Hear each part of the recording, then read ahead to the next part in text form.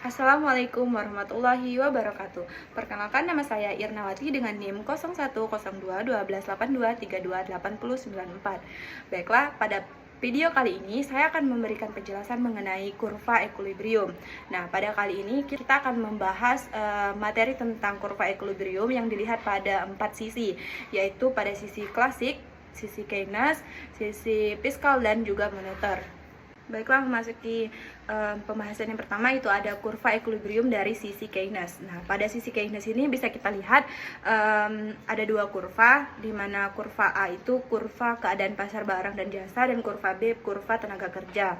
Nah, baik, pada kurva pasar barang dan jasa itu terdapat 3 kurva. Yang pertama itu ada kurva I atau investasi. Kurva ini tuh menunjukkan tingkat investasi yang direncanakan oleh seorang pada berbagai tingkat pendapatan. Nah, kurva ini memiliki kemiringan yang positif, yang artinya di mana adanya peningkatan investasi itu terjadi karena adanya peningkatan pendapatan. Nah, selanjutnya itu kurva S atau kurva saving. Nah, kurva ini menunjukkan tingkat tabungan yang direncanakan oleh seseorang pada berbagai tingkat pendapatan. Nah, pada kurva ini tuh memiliki kemiringan yang positif juga, sama dengan kurva investasi, di mana ketika pendapatan seseorang meningkat, tentu saja dia akan meningkatkan tabungannya. Nah, selanjutnya ada kurva M atau pengeluaran agregat. Nah, kurva ini tuh mewakili berapa tingkat pengeluaran agregat yang dilakukan oleh seorang yang terdiri dari konsumsi dan investasi. Nah, pengeluaran agregat ini tuh menunjukkan bahwa adanya pergeseran dari M0 dan M1, di mana ini menunjukkan bahwa adanya peningkatan pengeluaran agregat seseorang. Nah, hal ini mungkin disebabkan oleh adanya peningkatan investasi yang kemudian pada akhirnya juga bisa menggeser kurva I atau kurva investasi. Selanjutnya ada kurva B, yaitu keadaan pasar tenaga kerja. Nah, pada pasar tenaga kerja itu sumbu Y-nya itu sebagai upah, sumbu X-nya itu sebagai berapa jumlah tenaga kerja yang diperlukan atau yang ditawarkan.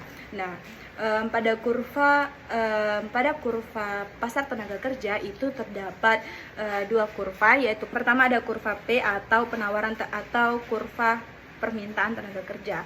Nah, kurva permintaan tenaga kerja itu menunjukkan adanya hubungan antara tingkat upah dengan berapa jumlah tenaga kerja yang diminta oleh suatu perusahaan tersebut. Nah, kurva ini tuh memiliki kemiringan yang negatif, di mana ketika upahnya itu tinggi, tentu saja sedikit tenaga kerja yang diminta oleh perusahaan tersebut. Nah, selanjutnya ada kurva F atau penawaran tenaga kerja. Kurva F ini menunjukkan adanya hubungan antara tingkat upah dengan penawaran tenaga kerja yang dilakukan oleh seorang pekerja. Nah, kurva ini memiliki kemiringan yang positif, artinya ketika tingkat upah tinggi, maka semakin banyak juga tenaga kerja yang ditawarkan oleh seorang pekerja tersebut. Nah, selanjutnya ada kurva ekuilibrium dari sisi klasik. Nah, pada sisi klasik ini ada 3 kurva. Yang pertama ada kurva pasar barang dan jasa. Yang kedua kurva tenaga kerja, yang ketiga itu ada kurva pasar tenaga kerja yang mengalami pergeseran. Nah, pada kurva pertama atau kurva pasar barang dan jasa itu terdapat 2 kurva, yaitu kurva S atau penawaran agregat dan kurva I atau permintaan agregat. Nah, yang pertama ada kurva S atau penawaran agregat. Itu pada sisi klasik ini penawaran agregat itu bersifat vertikal atau tidak seimbang atau tidak sama dengan tingkat output, ya, artinya tingkat output itu tidak bergantung pada harga. Nah, pergeseran kurva S ini tuh menunjukkan adanya peningkatan dan penurunan. Nah, ketika dia bergeser ke kanan, itu adanya peningkatan kapasitas produksi, dan ketika dia bergeser ke kiri adanya penurunan kapasitas produksi. Nah, selanjutnya ada kurva I atau permintaan agregat. Nah, kurva ini tuh memiliki kemiringan yang negatif, yang artinya menunjukkan bahwa adanya hubungan yang terbalik antara tingkat harga dengan jumlah barang dan jasa yang diminta. Nah, pergeseran kurva I itu ketika dia bergeser ke kanan itu menunjukkan adanya peningkatan permintaan terhadap barang dan jasa, dan ketika dia bergeser ke kiri adanya penurunan terhadap permintaan agregat. Selanjutnya ada kurva B atau pasar tenaga kerja.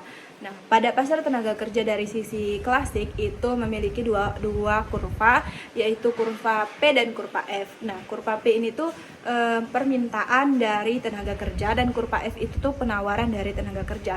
Nah, kurva P ini menunjukkan jumlah permintaan tenaga kerja yang diminta oleh suatu perusahaan. Nah, kurva ini memiliki kemiringan yang negatif, yang artinya semakin tinggi upah, maka semakin sedikit tenaga kerja yang diperlukan oleh suatu perusahaan. Selanjutnya ada kurva F atau penawaran tenaga kerja. Nah, kurva ini menunjukkan penawaran tenaga kerja yang ditawarkan oleh seorang pekerja kepada perusahaan. Nah, kurva ini tuh memiliki kemiringan yang positif, di mana ketika tingkat upah tinggi, maka akan dibarengi dengan adanya penawaran tenaga kerja yang tinggi juga. Selanjutnya yang terakhir ada kurva C atau kurva tenaga kerja yang mengalami pergeseran. Nah, pergeseran pada kurva pasar tenaga kerja ini terjadi karena disebabkan oleh berbagai faktor, diantaranya ada perubahan teknologi, perubahan preferensi pekerja, dan perubahan kebijakan dari pemerintah. Nah, selanjutnya ada kurva equilibrium dari sisi fiskal. Nah, pada sisi fiskal ini bisa kita lihat terdapat dua kurva, yaitu kurva A sebagai pengaruh kebijakan fiskal terhadap pendapatan nasional, dan ada kurva B yang menunjukkan pengaruh kebijakan fiskal terhadap pasar tenaga kerja. Yang pertama itu ada kurva A atau pengaruh kebijakan fiskal terhadap pendapatan nasional. Nah, di sini menggambarkan kurva ini tuh menjelaskan bagaimana suatu kebijakan fiskal itu dapat mempengaruhi keseimbangan pendapatan nasional, di mana sumbu Y-nya itu sebagai tingkat bunga atau ukuran harga, dan sumbu X-nya itu sebagai tingkat pendapatan atau output. Pada kurva A ini terdapat 3 kurva di dalamnya. Yang pertama ada kurva I atau investasi. Nah, pada sisi fiskal itu ada kurva investasi yang menunjukkan hubungan antara tingkat investasi dengan tingkat bunga. Nah, ketika adanya pergeseran dari I0 ke I1, hal itu menunjukkan adanya peningkatan atau perbandingan dari investasi di titik I0 dan I1. Nah, peningkatan investasi ini tuh disebabkan oleh beberapa kebijakan fiskal yang ekspansif atau peningkatan pengeluaran pemerintah. Selanjutnya ada kurva tabungan atau saving. Nah, pada sisi fiskal, kurva saving itu menunjukkan hubungan antara pendapatan nasional dengan tabungan, di mana adanya peningkatan tabungan itu disertai dengan adanya peningkatan pendapatan. Selanjutnya ada kurva M atau pengeluaran agregat. Nah, kurva pengeluaran agregat ini tuh menunjukkan bahwa adanya peningkatan pengeluaran agregat dari titik M0 ke M1. Nah, hal ini tuh terjadi karena adanya peningkatan investasi yang didorong oleh kebijakan fiskal. Selanjutnya ada kurva B, kurva yang menunjukkan pengaruh kebijakan fiskal terhadap pasar tenaga kerja. Bisa kita lihat pada sumbu vertikal itu diartikan sebagai tingkat upah, dan sumbu horizontalnya itu tingkat pekerja atau jumlah tenaga kerja. Nah, pada kurva ini terdapat 2 kurva, yaitu kurva P dan kurva F. Kurva P sebagai permintaan tenaga kerja dan kurva F itu penawaran tenaga kerja. Nah, kurva P menunjukkan berapa jumlah permintaan tenaga kerja yang dilakukan oleh atau yang diminta oleh suatu perusahaan. Pergeseran pada kurva P dari P0 ke P1 itu menunjukkan adanya peningkatan permintaan tenaga kerja yang didorong oleh kebijakan fiskal. Nah, kemudian ada kurva F atau penawaran tenaga kerja. Kurva ini menunjukkan penawaran tenaga kerja yang dilakukan oleh pekerja. Kemudian kurva ini masih bersifat relatif stabil. Selanjutnya ada kurva equilibrium dari sisi moneter. Pada sisi moneter ini terdapat 3 kurva. Yang pertama kurva pasar uang dan kebijakan moneter. Yang kedua ada kurva pasar tenaga kerja dan kebijakan moneter. Dan yang terakhir ada kurva pasar barang dan jasa dan kebijakan moneter. Nah, baiklah, pada kurva yang pertama atau kurva A, yaitu keadaan pasar uang dan pengaruh kebijakan moneter, itu terdapat 2 kurva, yaitu kurva L dan kurva M, di mana kurva L itu adalah permintaan uang.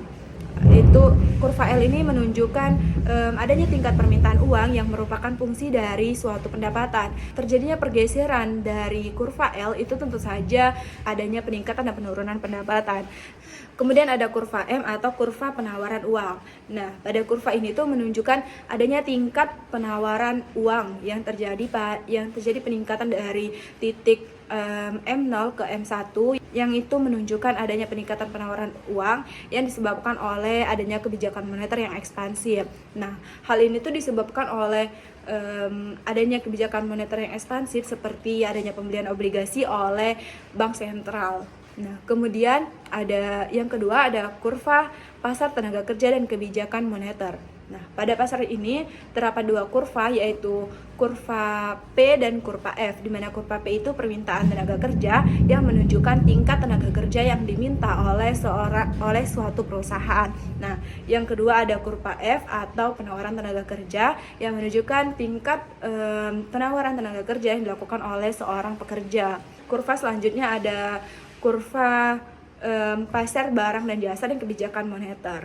Nah, pada kurva ini ada dua kurva, yaitu kurva D dan kurva S. Nah, di mana kurva D itu tuh merupakan kurva dari permintaan agregat. Nah, kurva ini menunjukkan adanya peningkatan permintaan agregat yang dimana hal ini disebabkan oleh adanya penurunan tingkat bunga yang kemudian akibat dari adanya kebijakan moneter tersebut. Nah, selanjutnya ada kurva S atau kurva penawaran agregat.